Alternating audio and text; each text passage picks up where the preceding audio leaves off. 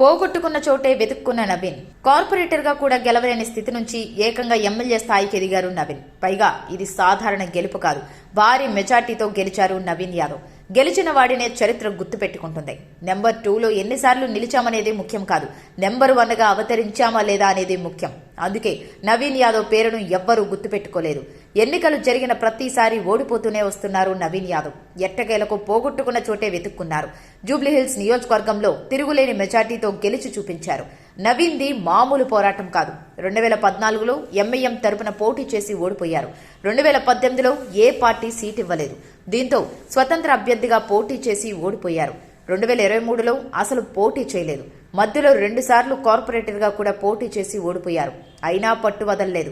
2023 నవంబర్లో రేవంత్ రెడ్డి సమక్షంలో కాంగ్రెస్లో చేరారు. అప్పటి నుంచి రేవంత్కు విధేయుడిగా ఉన్నారు. ఊహించని విధంగా మాగంటి గోపీనాథ్ మరణంతో జూబ్లీహిల్స్లో ఉప ఎన్నిక అనివార్యమైంది. కాంగ్రెస్లో సీటు కోసం హోరాహోరీ పోరు సాగింది. అసలే గ్రూపులకు పెట్టింది పేరైన ఆ పార్టీలో ఎవరి ప్రయత్నాలు వాళ్లు చేసుకున్నారు. రేవంత్ మాత్రం నవీన్ను నమ్మారు. అలా మరోసారి టికెట్ దక్కించుకున్న నవీన్ యాదవ్ ఎట్టకేలకు గెలుపు గుర్రం ఎక్కారు. అలా పార్టీలో చేరిన 2 ఏళ్లకే టికెట్ దక్కించుకొని ఏకంగా ఎమ్మెల్యే అయ్యారు.